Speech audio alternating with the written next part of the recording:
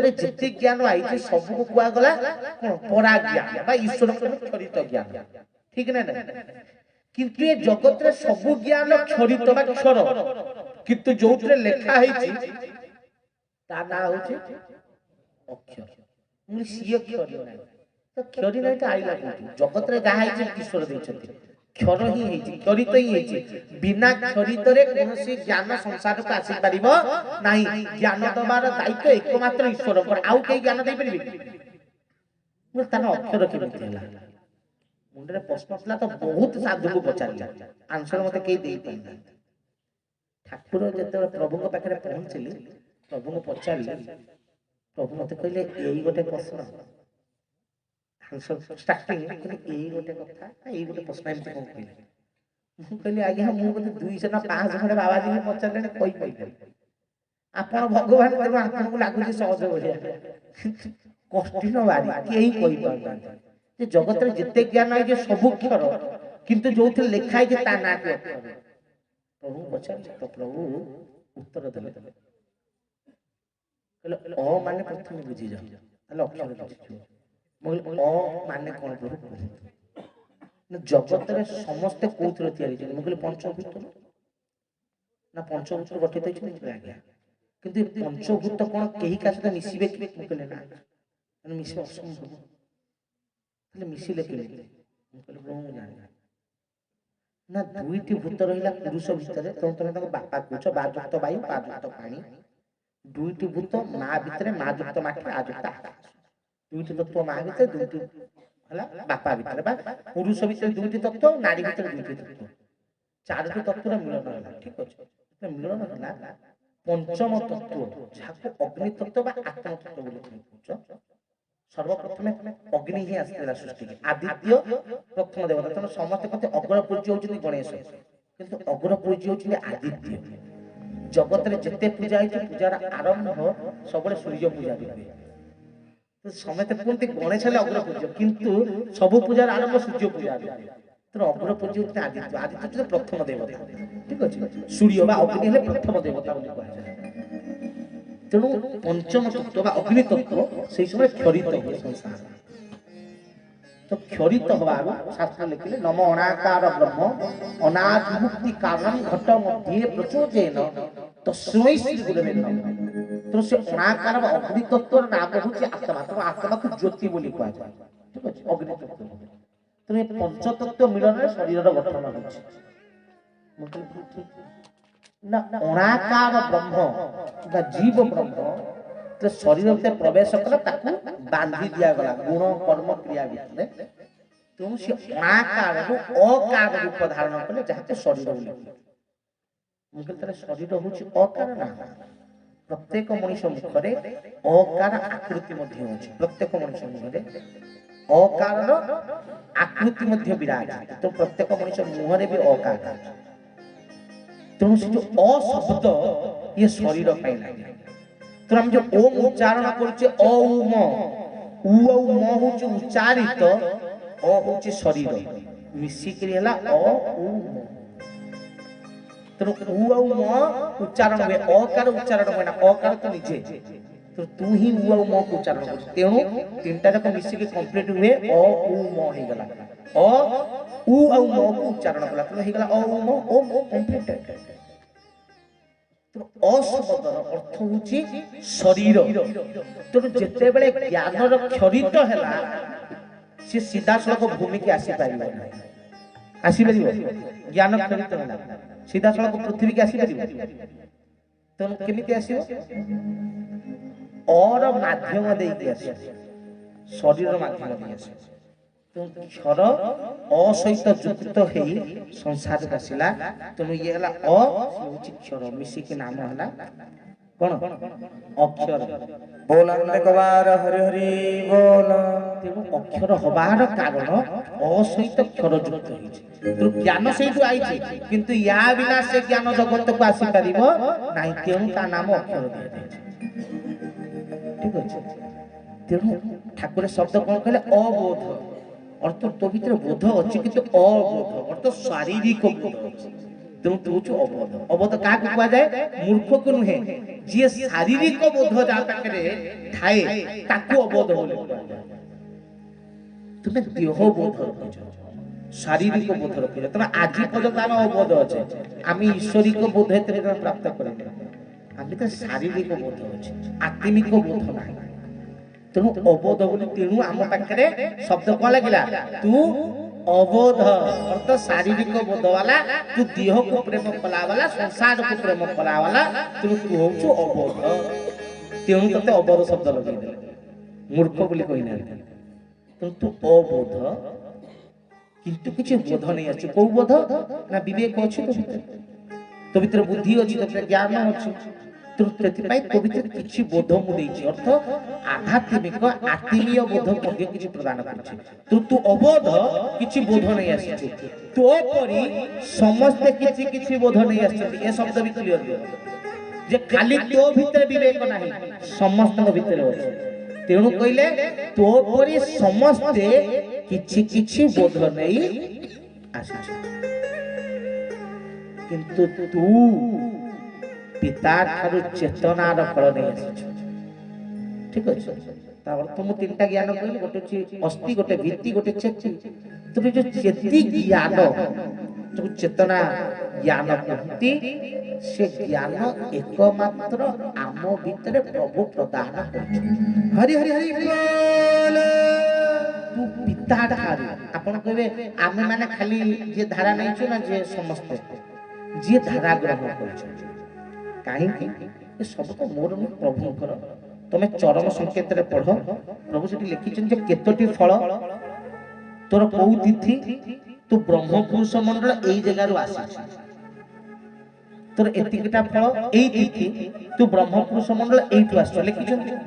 ତା ଅର୍ଥ ତୁ ବ୍ରହ୍ମ ପୁରୁଷ ମଣ୍ଡଳ ଗୋଟେ ଫିକ୍ସ ଜାଗାରୁ ଆସିଛୁ। ତେଣୁ ସେଥିପାଇଁ ପ୍ରଭୁ ଚରମରେ ବି କହିଛନ୍ତି ଯେ ତୁ ନିଗମ ଘର ଛୁଆରେ, ପୁଣି କହିଛନ୍ତି ତୁ ମନେ ପକା, 8 ନମ୍ବର ବୋଧେ ଚରମରେ କହିଲେ ତୁ ମନେ ପକା, ତୋର ସେ ଘର କଥା ମନେ ପଡିଯିବ। ଭାଇ କେମିତି ମନେ ପଡିବ ଯଦି ମୁଁ ସେ ଜାଗା ଦେଖିକି ନାହିଁ? ମୁଁ ପଡିଆ ବାହାଲ ଆସିଛି, ଜାଗା ଦେଖିଛି, ତ ମତେ ଜଣେ କହିବ ବାବା ମନେ ପକେଇ ଯୋଉ ପଡିଆ ବାହାଲ ଯାଇଥିଲେ ସେଇଠି ଯୋଉ, ମୁଁ ତାହେଲେ ମନେ ପଡେ, ମୁଁ ଟୋଟାଲି ଆସି ନାହିଁ, ବାବା ମନେ ପକେ କଣ ବାହାର କୋଉଠୁ ଯିଏ ଥିବ ବା ଆସିଥିବ ସେଇ ତାରି ତ ମନେ ପଡିବ ନା। ତ ଠାକୁର କହିଲେ ମନେ ପକା, ତୋର ସେ ଅବ୍ୟକ୍ତର କଥା ମନେ ପଡିଯିବ। ଠିକ ନା ଭୁଲ? ଲେଖିଛନ୍ତି ନା ଲେଖିନାହାନ୍ତି? ତା ଅର୍ଥ ତୁ କୋଉଠୁ ଆସିଛୁ? ତାହେଲେ ତୁ ସେଇଠୁ ଆସିଛୁ। ତେଣୁ ଯେଉଁପରି ରାମଙ୍କ ସହିତ ମାଙ୍କଡ ମାନେ ଚୟନ ଯୁକ୍ତ ଥିଲେ, ପ୍ରଭୁ ରାମଙ୍କର କିଏ ସେବା କଲେ, ଯେମିତି କୃଷ୍ଣଙ୍କ ସାଙ୍ଗରେ ଗୋପୀ ଚୟନ ଯୁକ୍ତ ଥିଲେ ଯେ କିଏ ତାଙ୍କ ସହିତ ଲୀଳା କରିବେ, ସେହିପରି କେଶବ ଧାରା କିଏ ନେବେ ତାହା ବି ଚୟନ ଯୁକ୍ତ ଅଟେ। ଏ ଶବ୍ଦ ଯଦି ପ୍ରଭୁଙ୍କୁ ତୁମେ ଦେଖିବ ତାହେଲେ ସିଏ କହିଛନ୍ତି। ତେଣୁ ଆମେ ଯଦି ଚୟନ ବାଲା ନ ହେଇକି ଅଲଗା ଗୁରୁ ଦୀକ୍ଷା ତୁ ନେବୁ, ଯିବୁ ବସିବୁ, ଗୁରୁ ଆସିବେ ମନ୍ତ୍ର କହିଦେବେ ବତେଇଦେବେ ହରି ବୋଲ, ସଇଲା ତୁ ହେଇଗଲା ଦୀକ୍ଷା, ତୁ ହେଇଗଲୁ ଶିଷ୍ୟ ହେଇଗଲୁ। କିନ୍ତୁ ଆମର ସେମିତି ସିଷ୍ଟମ ନାହିଁ ନା। ଆଗ ଯିବୁ ମାଲିକକୁ ପଚାରିବୁ ଯେ ପ୍ରଭୁ ଏ ଧାରା ନବ କି? ଠାକୁର କହିବେ ପରେ ଆସନା, ତୁ ଆଉ ଥରେ ଆସିବୁ। ନା ପ୍ରଭୁ ନେବେ, ତମେ 7 ଦିନ ଛାଡିକି ଆସନା, ତୁ ଆଉ ଥରେ ଯିବୁ। ତାପରେ କହିବ ହଉ ତମେ ନିଅ, ସେଠୁ ରେକମେଣ୍ଡ ହେଲା, ତାପରେ ଅଫିସ କି ଗଲା, ଅଫିସରେ ସେଠୁ ତୋର ଗୋଟେ ଫର୍ମ ଫିଲଅପ ସିଭି ତିଆରି ହେଲା, ସିଏ ପୁଣି ମାଲିକ ଗତି ଗଲା, ମାଲିକ ସେଠୁ ସିଭି ଦେଖିବେ ଯେ କାଗଜପତ୍ର ଠିକ ଅଛି ନା ନାହିଁ, ଇଏ ମୋରି ସେଇ ଛୁଆ ନା ଅଲଗା ବ୍ରହ୍ମପୁରୁଷ ମଣ୍ଡଳ ଛୁଆ ତା ଉପରକୁ ପଳେଇଛି। ଯଦି ସିଭି କ୍ଲିୟର ନା ବାବା ଇଏ ବ୍ରହ୍ମପୁରୁଷ ମଣ୍ଡଳ ଛୁଆ, ତାପରେ ଫର୍ମ ଫିଲଅପ ହେଇଗଲା, ଚାକିରି ଖଣ୍ଡକ ମିଳିଲା, ବେକରେ ଆଇଡେଣ୍ଟି କାର୍ଡ ପଡିଲା। ଯଦି ବାବା ସିଭି ଭୁଲ, ବାବା ସେଇଠୁ କଣ ରିଟର୍ନ ହବା, ଆଉ ତୁ ବାବୁ ଧାରା ନେଇକି ଆସିପାରିବୁ। କାହିଁକି ମୁଁ କହୁଛି, ସମସ୍ତେ ଭାବନ୍ତି ଯେ ପ୍ରଭୁ, ମୁଁ ବି ପ୍ରଥମେ ଭାବୁଥିଲି ଯେ ପ୍ରଭୁ ବୋଧେ କାଗଜ ଏମିତି ଯାଉଛି, ନା ପଢି ଦେଇକି ଗୋତ୍ର ପଢି ଦଉଛନ୍ତି, ତାରି ଭିତରେ କିଛି ପ୍ୟାଟର୍ନ ଅଛି ତେଣୁ ପ୍ରଭୁ ଲେଖି ଦଉଛନ୍ତି। ସେମିତି ନାହିଁ, ପ୍ରତ୍ୟେକ ବ୍ୟକ୍ତିକୁ ପ୍ରଭୁ ପର୍ସନାଲି ଚିହ୍ନନ୍ତି। ମୁଁ କେମିତି ଜାଣିଲି ନା ମୋ ପ୍ରଭୁ ଯେତେବେଳେ ମୁଁ ପ୍ରଭୁ ପାଖରେ ରହିଲି, ସମୟ ଧାରା ନେଲେ, ତ ମୁଁ ଠାକୁରଙ୍କୁ କହିଲି, ମୁଁ କହିଲି ପ୍ରଭୁ ମୁଁ ଧାରା ନେବି, ପ୍ରଭୁ କହିଲି ପ୍ରଭୁ ମୁଁ ଧାରା ହେଲା। ଠାକୁର ମତେ କହିଲେ ତମର ଧାରା ଦରକାର ନାହିଁ, ତମେ ଧାରା ନବ। ମନା କରିଦେଲେ ମତେ। 3 ଥର ନା 4 ଥର ପଚାରିଲି, ମତେ ଷ୍ଟ୍ରେଟ୍ ମୁହଁରେ ମନା କରିଦେଲେ ମୁଁ ଦେବି। ତା କିଛି ଦିନ ପରେ କାହ୍ନା ବାବୁ ତାଙ୍କ ମା ଆସିଲେ, ଠାକୁର ହଁ ମାରିଦେଲେ, ସିଏ ଯାଇକି ଫର୍ମ ଫିଲଅପ୍ କରି ଧାରା ନେଇଗଲେ। କିଏ? କାହ୍ନା ବାବୁ ତାଙ୍କ ମା ଦି ଜଣ ଧାରା ନେଇଗଲେ, ଅଜ୍ଞାପନ ପାଖରେ ପକେଇଦେଲେ। ମୋର ମୁଣ୍ଡ ଟେନସନ୍ ହେଇଗଲା। ମୁଁ 6 ମାସ ପୂର୍ବରୁ ନାଗିଛି, ମତେ ମନା କରୁଛନ୍ତି। ସିଏ ଦି ଜଣ କଣ ଆଇଲେ, ତାଙ୍କୁ ଧାରା ତାଙ୍କୁ ଦେଇଦେଲେ, ଅଜ୍ଞାପନ ଦେଇଦେଲେ, ସଦସ୍ୟ ପତ୍ର ଦେଇଦେଲେ, ଧାରା ଦେଇଦେଲେ। ମୁଁ କଣ ପାପି? ମୁଁ କଣ କଲି? ଗଲି ସେଇଠୁ। ସେତେବେଳେ ଅଜି ଭାଇ ବସିଥିଲା କୋଉଠି ଅଫିସରେ। ମୁଁ ଗଲି, ମୁଁ କହିଲି ଅଜି ଭାଇ ଗୋଟେ ଫର୍ମ ଫିଲଅପ୍ କର। କାହାର? ମୋର। ଠାକୁର କହିଛନ୍ତି? ମୁଁ କହିଲି ଫିଲଅପ୍ କରି ଏତେ କଥା କଣ? ଜବରଦସ୍ତିଆ କଣ କଲି, ଫର୍ମ ଫିଲଅପ୍ କରିଲି। ଜବରଦସ୍ତିଆ ସାଙ୍ଗେ ସାଙ୍ଗେ ଗୁରୁ ଭାଇକି ଡାକିକିରି ମୁଁ ପୁଣି ଯୋଉ ପୁରୀ ଲେଖିଦେଲି, କଟକ ଲେଖିଦେଲି। କାରଣ ପୁରୀ ଲେଖିଲେ ଜଣା ପଡିବ ନା। ପୁରୀ ଲେଖି କଟକ ଲେଖିଦେଲି, ମୋ ଘର କୋଉଟା କଟକ ଲେଖିଦେଲି। ଲେଖିକିରି ସେଇଠୁ ଫର୍ମ ଫିଲଅପ୍ କଲି। କରିକିରି ସେଠୁ ଗୁରୁ ଭାଇଙ୍କ ସାଇନ୍ ବି କରେଇଦେଲି। କରିକି ପୁଣି ଗୁରୁ ଭାଇ ଯିଏ ଚିହ୍ନା, ମାନେ ମୋ ପାଖ ଲୋକ, ସେମିତିଆ ଲୋକ ନୁହଁ। ପୁରା ଅଚିହ୍ନା ଗୁରୁ ଭାଇ ଜଣେ ଆଇଥିଲା, ମତେ ଡାକିଲେ, ଭାଇ ଏଠିକା। ମୁଁ ତ ଚିହ୍ନି ଟୋଟାଲି ଜୀବନରେ କେବେ ଦେଖିନି। ମୁଁ ସାଇନ୍ କରେଇଲି। ଖାଲି ମୋ ଚିହ୍ନା ଲୋକ ହେଇଥିଲେ ସବୁ ଜାଣିଦେବେ ନା। ସାଇନ୍ ସିଏ ସାଇନ୍ କଲା। ସାଇନ୍ କଲା ପରେ ମୁଁ କହିଲି କେତେଟା ଫର୍ମ ଆଜି ଅଛି ନା 45ଟା। ମୁଁ କହିଲି ମଝିରେ ପୁରା ମୋ ଫର୍ମ ଉପରେ ତଳେ ଧରା ପଡିବ, ମଝିରେ ପୁରେଇକି ଦେଇ ପୁରା ପୁରା ପ୍ଲାନିଂ ହେଇଗଲା। ମଝିରେ ପୁରେଇକି ପ୍ରଭୁଙ୍କୁ ପଳେଇଲେ। ଠାକୁର ସମସ୍ତଙ୍କ ଫର୍ମ ଫିଲଅପ୍ କଲେ। ମୋରି ଫର୍ମ ଦେଖିକି ବିଜୟ ଭାଇକି ପଚାରିଲେ, ଏଟା କାହା ଫର୍ମ? ବିଜୟ ଭାଇ କହିଲେ, ମୁଁ ଜାଣିନି ନା। ଅଜିତ୍ ପଚାରିଲେ, ସୁନିଲ କି? ନା ଆମ ସୁନିଲ ବାବା। ଅଲଗା କରି ଥୋଇଦେଲେ, ଅଲଗା ଫର୍ମ ଫିଲଅପ୍ କଲେ। ବିଜୟ ଭାଇ କହିଲେ ମତେ ଡକ୍ଟର ଆଇଲା। ମୁଁ ଗଲି, ଯେତେବେଳେ ଯାଇକିରି ପ୍ରଣାମ କରି ଉଠେ, ପ୍ରଭୁଙ୍କ ଟେବୁଲ ଉପରେ ମୋ ଫର୍ମଟା ଥୁଆ ହେଇଛି। ଚୋରି ଧରା ପଡିଯାଇଛି। ମୁଣ୍ଡିଆ ମାରିକି ବସି, ମୁଁ ତ କିଛି ଭୁଲ କରିନି ନା, ଫର୍ମ ଫିଲଅପ୍ କରିଥିଲି, କଣ ମୁଁ ଚୋରି କରିଛି? ଠାକୁର କହିଲେ, ତୁମେ ଫିଲଅପ୍ କରିଛ? ନା, ଆମେ ପରା ମନା କରିଥିଲୁ, ତୁମର ଧାରାର ଆବଶ୍ୟକତା ନାହିଁ। ମୋର ପ୍ରଭୁ ସମେତ ନଉଛନ୍ତି ନା, ସମେତ ଯାହା କରିବେ କଣ ତୁମେ ସେୟା କରିବ ବୋଲି ମାନେ ଅଛି? ତୁମର ଧାରାର ଆବଶ୍ୟକତା ନାହିଁ କହିଲେ ଫର୍ମରେ ଚିରିଦେଲେ। ଫର୍ମଟାରେ ଚିରା ଯାଏ ନାହିଁ, କାରଣ ଯଦି ଜଣେ ଫିଲଅପ୍ କରିଛି, ସେ ଫର୍ମ ରହେ ପଡିକି ଠାକୁରଙ୍କ ପାଖରେ। ଏହା ବି ମୁଁ ଦେଖିଛି, ଯେ ଏମିତି ମାସେ 1.5 ମାସ 2 ମାସ ସେ ଫର୍ମ ପଡିକି ରହେ। ପ୍ରଭୁଙ୍କ ଯେବେ ଇଚ୍ଛା ହୁଏ ସେ ଫିଲଅପ୍ କରନ୍ତି, ନହେଲେ ସେମିତି ପଡିକି ଥାଏ। ଆବେଦନ ଫର୍ମ ଚିରା ଯିବ ନାହିଁ, ପ୍ରଭୁଙ୍କ ନିର୍ଦ୍ଦେଶ ଥିଲା। କାରଣ ଜାତକ ଚିରିଲେ ଯେତିକି ଦୋଷ, ଆବେଦନ ଫର୍ମ ଚିରିଲେ ସେତିକି ଦୋଷ। ତ ଆବେଦନ ଫର୍ମ ଚିରା ଯାଏ। କିନ୍ତୁ ମୋ ଆବେଦନ ଫର୍ମ ଠାକୁର ଏମିତି ଚିରିଦେଲେ। ଏମିତି ଅନେଇଲି, ମୁଁ ପ୍ରଭୁ ଧାରା ନେବିନି ନା, ତୁମର ଦରକାର ନାହିଁ। ଆମେ ପରା ତୁମକୁ ମନା କଲୁ, କିଏ କଣ କହିଲା? ସେବେଠାରୁ ମୁଁ ଧାରା ନେବା ପାଇଁ କେବେ ଜିଦି କରିନି। ଆଉ ସେଇଦିନ ମୁଁ ଜାଣିଲି ଯେ ପ୍ରଭୁଙ୍କ ପାଖକୁ ଆମେ ଫର୍ମ ପଠାଉ, ପ୍ରଭୁ ନାଁ ଦେଖିକିରି, ଗୋତ୍ର ଦେଖିକି, ଟାଇଟେଲ ଦେଖିକିରି ଫଲୋଅପ୍ କରନ୍ତିନି। ପ୍ରଭୁ ବ୍ୟକ୍ତିକୁ ନିଜେ ଦେଖନ୍ତି, ତା କର୍ମ, ତା ସ୍ଥାନକୁ ଦେଖିକି ତାପରେ ଫିଲଅପ୍ କରିବେ। ନହେଲେ କେମିତି ଜାଣିଲେ? ସୁନିଲ ନା ବହୁତ କମନ। ସୁନିଲ ନାଁଟା ବହୁତ କମନ। ଆପଣ ପ୍ରତ୍ୟେକ ଗାଁରେ ଗୋଟେ ଦିଟା ସୁନିଲ ପାଇଯିବେ। ସୁନିଲ ନାଁଟା ବହୁତ କମନ। ତେଣୁ ସୁନିଲ ନାଁରେ ମୁଁ ଦେଲି, ତ ଅନେକ ସୁନିଲ ଅଛନ୍ତି, କେମିତି ଜାଣିଲେ ମୁଁ ବୋଲି? ତା ଅର୍ଥ ସେ ଦେଖନ୍ତି ରିଏଲିଟି, ଯେ କି ସେ କୋଉ ମଣ୍ଡଳରୁ ଆସିଛି। ତେଣୁ ତ ଚରମରେ ଲେଖିଛନ୍ତି ଯେ ଏଇ ମଣ୍ଡଳରୁ ଯଦି ନ ଆସିଛି, ତାହେଲେ ସିଏ ବ୍ୟକ୍ତି ଧାରା ନେଇପାରିବ। ତେଣୁ ଆମେ ସବୁ ସିଲେକ୍ଟେଡ ବାଲା, ଇଲେକ୍ଟେଡ ବାଲା ନୁହେଁ। ଆମେ ଆସିକି ଏମିତି ମନ ଇଚ୍ଛା ଆସିକି ଧାରା ନେଇକି ହରିବୋଲ ପକେଇନେ ନା, ପ୍ରଭୁ ସିଲେକ୍ଟେଡ କରିଛନ୍ତି।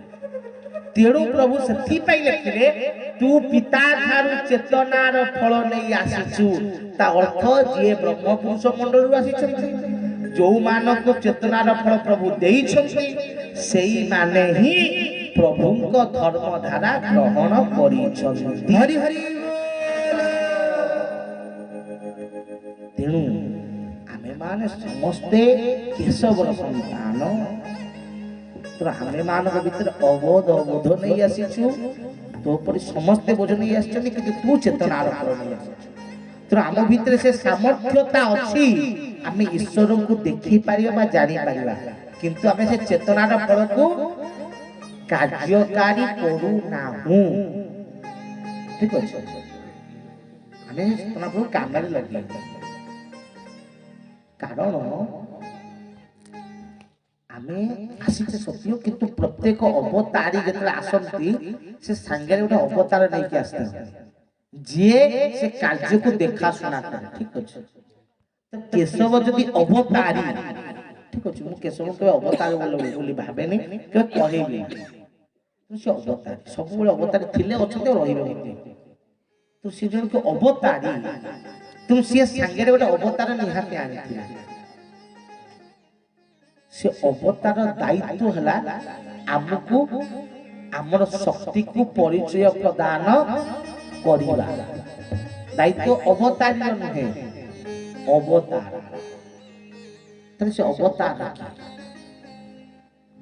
केशव सुंदर सहित आउ कि अवतार होइछन आमे जानले ठाकुर गोटी अवतार अवतारी पुरुष तने केशव अवतार तने अवतार किए काहे आमे त काको देखिए अछि कि अच्छा किए ना प्रभु को लीला क्षेत्र तांको लीला क्षेत्र अलग से किए ना केशवंकर बड़ पुत्र मानस पुत्र चरम से अवतार तेणु भागवत लेखा जाइछि गीता लेखा जाइछि तो गीतार जयंती भागवत जन्म दिवस पालन होछि ठीक ना नै जो दिन भागवत लेखा हला बा जन्म हला तार दिवस पालन होछि किंतु चरमकर जन्म दिवस पालन हो चरमकर कौन पालन हो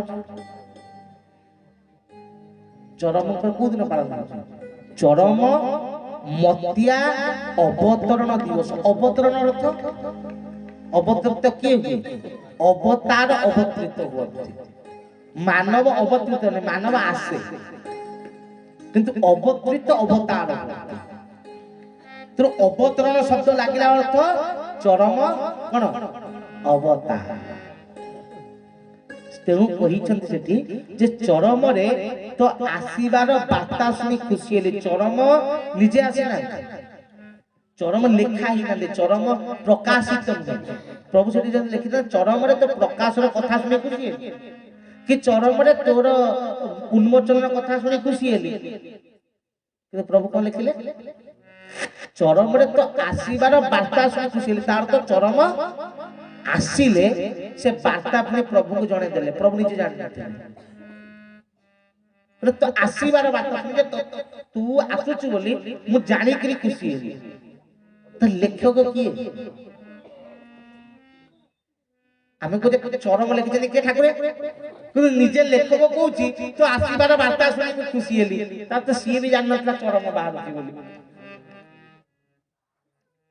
कारण चरम हेले अवतार तांको अपकृतिर समय हैला प्रभु ता व्यवस्था कर ताको अवतरण कराय सेति पय तो एकमात्र शास्त्र बुझ न बुझ पड़े चरम पड़े न पड़े पूज चरम एकमात्र शास्त्र जहा को पूजा द्वारा मध्य तो ज्ञान प्राप्त करि पारिबु आउ कोन शास्त्र जीव जंत नाही सबु शास्त्र पठित आउ पालित द्वारा ज्ञान प्राप्त किंतु एकमात्र शास्त्र पठन द्वारा बा पूजा द्वारा मध्य ज्ञान प्राप्त करि पारि बोल अनेक बार हरि हरि तेणु आज मैं पचारुଥିଲି हमर प्रमोद जे चरम काहे की श्रेष्ठ ठाकुर जो कहले जुगानुवाद यदि देखा जाए तो गीता भागवत ठाकुर अधिक ठीक ना गीता भागवत ठाकुर अधिक आमे कहचे ये प्रभु को श्रेष्ठ लिखित वाणी जे तुमे को थोड़ी जगत कहचे ता भीतर तो लिखा है पत्रिका पठन र नियम मुझे निजे पढ़ी चरम ऊपर लिखा है पत्रिका पठन नियम तुम शास्त्र ग्रंथ बोली लिखिना पत्रिका बोली लिखिछ आ गीता भागवत ठाकुर ऊपर बोली कहलो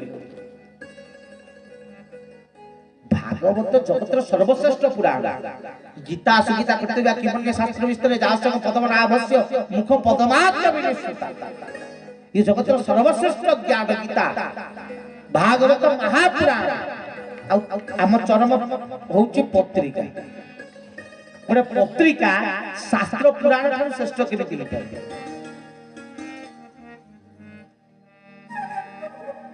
कारण गीता चेतनाशील नुहे गीता चेतना कौन शास्त्र भागवत चेतनाशील नुहे भागवत चेतना सृष्टि करने मार्ग किंतु चरम चेतनाशील तेणु प्रभु चरम चैतन्य करते आपण माने आज कीर्तनी उड़ीला आपण देखि सनातन कीर्तनी हां तो थोड़ा भाभी जे सनातन कीर्तनी प्रभु कहा तो हमरे उड़े दे गले जो सनातन कीर्तनी उड़ाई दियो जे मुड़िया मार देले प्रभु हरि बोल पकई दोते सब जाई कि बाजा फाजा बाड़ी दे कि कीर्तनी उड़ाई देले कीर्तनी रंग कोन तीनटा रंग धोला अछि गेरुआ अछि बाईंगी अछि ठीक ना धोला रंग होछि सत्य जुगर प्रभु प्रथम कीर्तनी जे सत्य जुगर उड़ाईथिले प्रहलाद पिता को मारिकी प्रहलाद माध्यम प्रथम सनातन कीर्तनी धला रंग उड़ा जाता विश्व दरबार में सनातन दरबार प्रतिष्ठा होता तृतीय युग में राम जो रावण को मारे सूर्यवंशी थे तेणु सूर्यवंशी रंग हूँ गेरुआ तेणु तृतीय युग में रावण को मारा भगवान गेरुआ रंग कीर्तनी उड़े और विश्व धर्म प्रतिष्ठार वार्ता प्रदान करते ठीक अच्छे आउ द्वापर जुग जादव मानक द्वारा आपणकर का द्वारा ना पांडवों द्वारा पांडव थे चंद्रवंशी रंग हूँ बाईगणी चंद्रवंशी कौन रंग थिला कौन बाईगणी बाईगणी रंगर हाँ प्रभु समस्त कुरुवंश ध्वंस कला पांडवों माध्यम बाईगणी रंगर सनातन क्षेत्र द्वापर जुग उड़ा जाता किंतु ये तीनटा जाक मिसई दे धड़ा गेरुआ बाईगणी तीनटा को मिसई देले ता संगे प्रभु गोटे जंत्र ता भीतर प्रदान कले जोटा को हम कई भल से देखु ना ता भीतर जंत्र अछि तो से चतुर्थ जंत्र कोनोसी जुगरे कीर्तनी रे जंत्र रहे ठीक अछि किंतु प्रभु कीर्तनी जंत्र दै छथि जंत्र लगेकरी उड़ै दै किंतु पताका केतले उड़ा हुए मतलब राज्य राजा जय करि दिए सेते बेले पताका उड़ा ना राज्य जय करिया दिबा पूर्व पताका उड़ै दै युद्ध तोर मन हम जितिले तो राज्य रे पताका पोतिबी ना जितिया पूर्व आग पताका पोतिबी तापर युद्ध करिबी किंतु कीर्तनी उड़ै देला अधर्म विनाश हेई कीर्तनी उड़ै देला किंतु एते पर्यंत कुकर्म कुज्ञान विनाश होइने लोक माने अज्ञानता रे अछंती तो धर्म तो प्रतिष्ठा इन कीर्तनी कोन पई उड़ा कीर्तनी उड़ै त देला धर्म प्रतिष्ठा केतेले कल काई आमे त देखि जानि छी प्रभु धर्म प्रतिष्ठा करी सारी छक्ति तेणु आज कीर्तनी उड़ुछि केमिति कले कोउठी धर्म प्रतिष्ठा कले को जगह रे कले को जगह रे प्रभु जिते बेले ये मूर्ख प्रभु को पचारि थला एकला जे प्रभु आपण धर्म प्रतिष्ठा करना कीर्तनी केमिति उड़ैले ठाकुरे उत्तर प्रदान कले मूर्ख जे कि खाली ब्रह्मांड रे ही धर्म प्रतिष्ठा हुए ना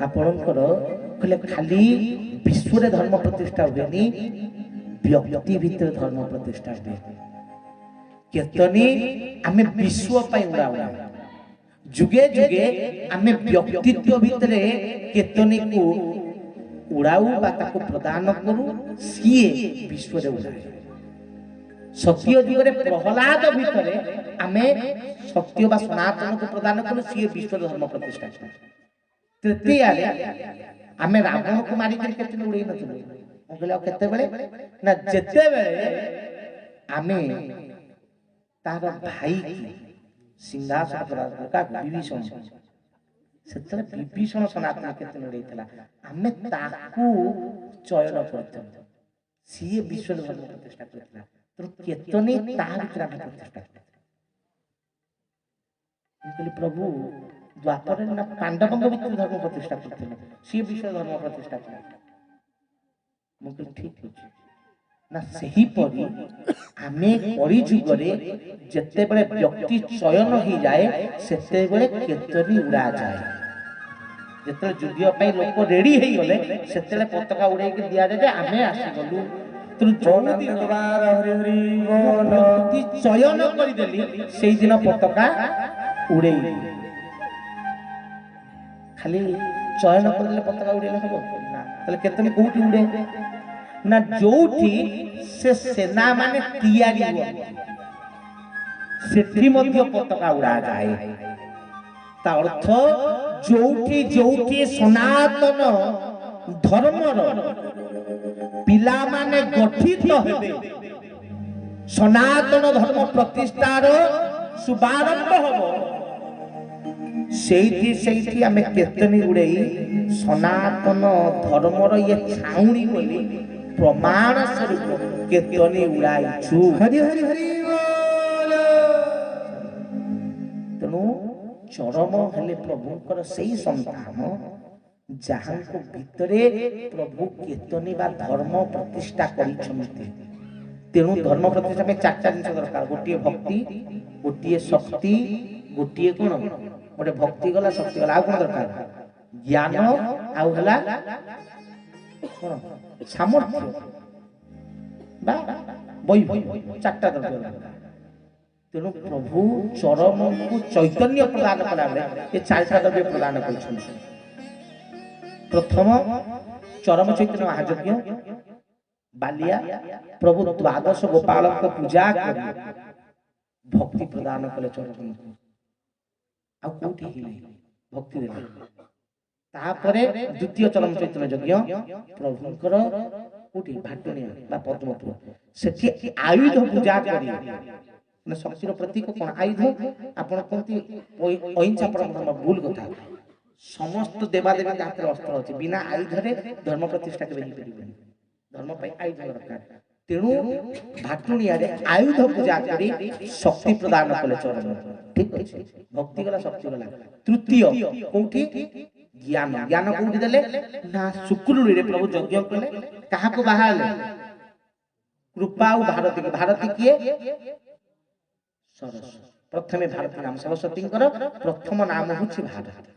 ତେଣୁ ସରସ୍ୱତୀ ଜ୍ଞାନକୁ ବିବାହ କଲେ। ତେଣୁ ଜ୍ଞାନ ଦେଲେ। ତେଣୁ ପ୍ରତ୍ୟେକ ଚରମ ଚୈତନ୍ୟ ଭିତରେ ଗୋଟିଏ ଜାଗାରେ ମୁହଁ ଖୋଲି ପ୍ରଭୁ କହିଛନ୍ତି, ଜ୍ଞାନ ଦେଇଛନ୍ତି, ସେ ହଉଛି ଶୁକ୍ରୁଡି। କାହିଁକି ନା ସେ ହଉଛି ଜ୍ଞାନର ଭୂମି। ସରସ୍ୱତୀ ପ୍ରଭୁ ସେଠି ବିବାହ କଲେ। ଠିକ ଅଛି। ତେଣୁ ଚରମ ମଣ୍ଡଳରେ ବା ଚରମ ମଣ୍ଡପରେ ଭାରତୀଙ୍କୁ ରଖାଗଲା। ତେଣୁ ଭାରତୀ ହେଲେ ଜ୍ଞାନର ପ୍ରତୀକ। ତେଣୁ ଚରମଙ୍କୁ ଜ୍ଞାନ ଦେଲେ। ଠିକ ଅଛି।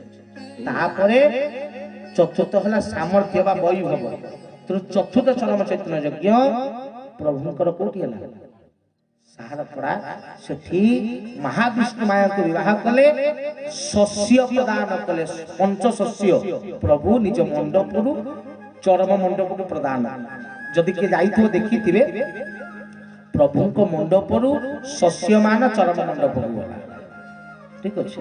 ଇଏ ଚାରୋଟି ଦ୍ରବ୍ୟ ପ୍ରଭୁ ପ୍ରଦାନ କଲେ ଚାରିଟା ଚରମ ଚୈତନ୍ୟ ଯଜ୍ଞରେ। ଆଉ ଦେଇକିରି କଣ କଲେ? ତାକୁ ଚେତନା ବା ଚୈତନ୍ୟତ୍ଵ ପ୍ରଦାନ କରିଦେଲା। ତେଣୁ ପୁଅ ଯେତେବେଳେ ଯୋଗ୍ୟ ହୁଏ, ପୁଅକୁ ସିଟରେ ବସେଇଲା ପରେ ବାପା ସିଟ ଛାଡେ। ଠିକ ନା ନାଇଁ? ଧର୍ମରେ ଅଛି। ଯଦି ପୁଅ ଯୋଗ୍ୟ ହେଇଗଲା, ପୁଅ ତୁ ଏଠି ଏବେ ବ, ମୁଁ କଣ ଯାଉଛି। ତ ଚାରୋଟି ଯଜ୍ଞ କରି ଚାରୋଟି ଦ୍ରବ୍ୟ ଦେଇ ଚରମକୁ ଚୈତନ୍ୟ ଦେବା ପରେ, ତାଙ୍କୁ ଦାୟିତ୍ୱ ଦେବା ପରେ ସୋଧାମ ପ୍ରଭୁ ସୋଦେହ ପରିତ୍ୟାଗ କଲେ। ସେତେ ପର୍ଯ୍ୟନ୍ତ ସୋଧାମ ପରିତ୍ୟାଗ କରିନାହାନ୍ତି ଯେତେ ପର୍ଯ୍ୟନ୍ତ ଚରମକୁ ଚୈତନ୍ୟତ୍ୱ ପ୍ରଦାନ କରିନଥିଲେ। ଚରମ ଛୁଆ ଥିଲା, ବାଳକ ଅବସ୍ଥା ଥିଲା। ତେଣୁ ତାକୁ ଚୈତନ୍ୟତ୍ୱ ଦେଇକି ତାକୁ ଜ୍ଞାନ ପ୍ରଦାନ କଲେ ଯେ ତୁ ଏବେ ଚୈତନ୍ୟ ଦେଇକି ତୁ ଏବେ କରେ, ମୁଁ ବସିବି। ତାକୁ ଚୈତନ୍ୟତ୍ୱ ପ୍ରଦାନ କଲେ। ତାପରେ ସୋଦେହ ପରିତ୍ୟାଗ କରିଛନ୍ତି। ଚରମ ଏବେ ଚୈତନ୍ୟ। କିନ୍ତୁ ଆମେ ମାନେ ଚରମକୁ ପୂଜା କରୁନାହୁଁ, ତେଣୁ ଜ୍ଞାନ ମିଳୁନି। ତେଣୁ ପ୍ରତିଦିନ ଚରମ ପର ନ ପଡ, ଯଦି ପ୍ରତିଦିନ ଟିକେ ପୂଜା କରିବେ। ମୁଁ ଅନେକ ଥର କହିଲି ଯେ ପ୍ରଭୁ ଯୋଉ ବିଧି ଦେଇଦେଲେ ତତେ ଆଉ ଥରେ ଟିପ ମାରିକି ସେ ବିଧି ବତେଇବା ଦରକାର ନାହିଁ। प्रभु निजे लिखिछन चरम रे बुझ न बुझ पर चरम पर न पड़े पूज चरम चरम पूजा पाइबार योग्य ता प्रभु क्लियरली लिखि देल त कहिबा ता पई क्वेश्चन आउ ना आ चरम मंडप करी प्रभु देखे दिले चरम स्वयं एबे अवस्थित चरम रो भी सिंहासन अछि से बसी पारिबो सेबे तार स्थान आसीबो किंतु आपण प्रत्येक समय देखंतु एबे भी चरम को के मोड़ी के हाथ रे धरि के आइलानी किए तळे पकई पड़लानी कि हाथ रे धरि पड़लानी आज भी हम पूजक मान भीतर एतिकी भी ज्ञान पसुनी जे चरम प्रभु को पाखरे पूजार योग्य प्रभु पूजा करते तुम की चरम पठन पूर्व जेतला आमे प्रथमे प्रभु पाखु आस्थिलु ना ठाकुर आमको मंच पर पूजा दिथिला मु जेतले प्रभु को प्रथमे नालको आस्थिली प्रभु आमको मंच पर पूजा दिथिले चरम ताका प्रथम तार पूजार योग्यता नहीं तु चरम पाठ पढु टिके चंदन टिके धूप टिके दीप पुष्प देकरी पूजा दबा कथा तापर चरम पठन करबा कथा को प्रणाम करी कारण सेते बेले सी थिले अवध एबे से चेतनशील तो सेते पई एबे तांको दिरे हाथ मारिया पूर्व तांको पचरे जे कि आपन हाथ मारि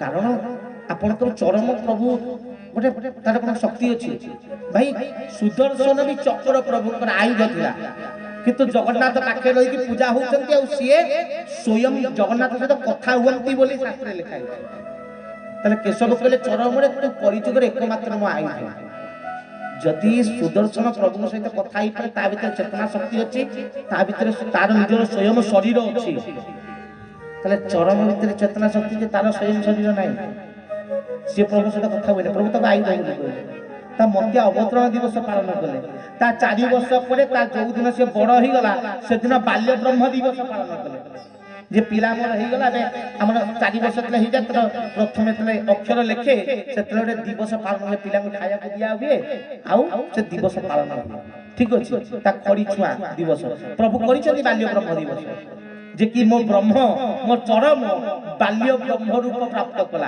4 वर्ष परे चरम संसार कासबार 4 वर्ष परे बाल्य ब्रह्म दिवस मध्य पालन होला सेही जगत को अलग जगह रे से जगत को कना चरम रो जन्म सेही तले थोड़ी बाल्य आ गुडी जेकी किंतु चेतना भ्रमण करी के देले ठीक अछि किंतु ब्रह्म सेही प्रदान करछन बाल्य अवस्था तो चरम एबे कोन कोनसी शास्त्र परि नै ये जीवित शास्त्र तो तू कौनसी भी तो मुंडे प्रश्न थी तू रैंडमली जीव चरम को मुंडिया मारे के टाणी के आने खोली की पढ़ी चल तो प्रश्न आंसर कंपलसरी चरम चेतनशील चरम कौन से पुस्तक बा बही नुहे जे तू आनिलु तो मन छेली पढ़ी दो ता ना तू जहा क्वेश्चन तो मुंडे थिबो ता भीतर से आंसर सही थिबो केमिति आइला कारण सीए तो मुंडो को कंट्रोल करंती जे कि तुमरा एटा कार्ड है और एठी तो प्रश्न उत्तर अछि मते दे देबी एई माध्यम रे कार्ड तू चयन करबो ना जे चरम कोउटा पड़िबो सीए चयन करंती तू ताकर कोउटा तुम सीए चयन कर तुम से पूजार योग्य तू पूजा हवा दरकार किंतु बारंबार कहला परे भी होने अनेक जन कहले भाई पूजा तनिक कोन असुविधा कोन रहला धूप दीप टिक दबार अछि असुविधा कोठी रहला ताकू तो प्रभु दे दी छते ना तो एठी काहार क्वेश्चन सुनतु दुईटी द्रव्य अछि गोटे तू मते कहिबा दरकार आउ गोटे प्रभु मते कहिछथि तो जदि प्रभु कोडा लागू करछथि तापे कार परमिशन आवश्यकता नै जदि प्रभु कोडा विधि देइ छथि ना तापे मते प्रमोद कहिया दरकार नै से कहिया दरकार के कहिया दरकार नै प्रभु विधान नै मु करबी जे मना करबो ता कथा प्रभु बुझे मु पट तो ए भावना रहिबा दरकार बापा खाली मुहे रे कोना तो पितार बाक्य अटे पथर रे गारो तो जीवने पिता पाद भय सागर पिता बाक्य पालुथिले अकाल तळी पिता पादे मन देले अमर होइबु तेणु अमरत्वर ज्ञान चरम ज्ञान तेणु पितार पादर ज्ञान तुम एतरे महिषी अछि जो महिषी रे पुड़ा नाही अर्थ अनकम्प्लीटेड महिषी प्रभु देइ छथि महिषी जे एतरे पुड़ा अछि देखिले भाई तुम बाजी पारी होई अनकम्प्लीटेड महिषी ये अनकम्प्लीटेड महिषी होछ तू जते बेले चरम सहित युक्त हो तू कंप्लीट हो तुम तो आज पर्यंत अनकम्प्लीटेड अछि से महिषी प्रभु तैयारी करछन छुटिया देखिसो जे कि जो बंशी अच्छी ना या भितर बाजिवार सक्षम अच्छे कारण बंशी बाजी पारि किंतु एतरे फुड़ ना तेणु बाजू ना अनकम्प्लीटेड अछि ता अर्थ तते मु चेतना देइछि किंतु एई बंशी परि अनकम्प्लीटेड अछि जेतले चरम सहित युक्त होबो ना सेते बेले तू बाजी तो भीतर चेतना आसीबो तो तते कंप्लीट हवा पे हेले चरम को धरिबा को पड़िबो तेणु यांक बिना तू पूर्ण हो पारिबु नाही तू भगवान को पाई पारिबु नाही तू प्रभु सनातन धर्म प्रतिष्ठा दायित्व आबमान को चरम कर ये बड़ भाई ये आगे रहिबे सेनापति आमे ताका पछे माकड़ रहबो ठीक अछि तेणु विश्व रे चरम पठन कर चरम को पढ़ धर्म धारा कर ता बिना उद्धार नाही उद्धार नहीं अस्तु कथा को विश्राम दुई बार प्रभु नाम कीर्तन मूल कही भाई पछे रात 3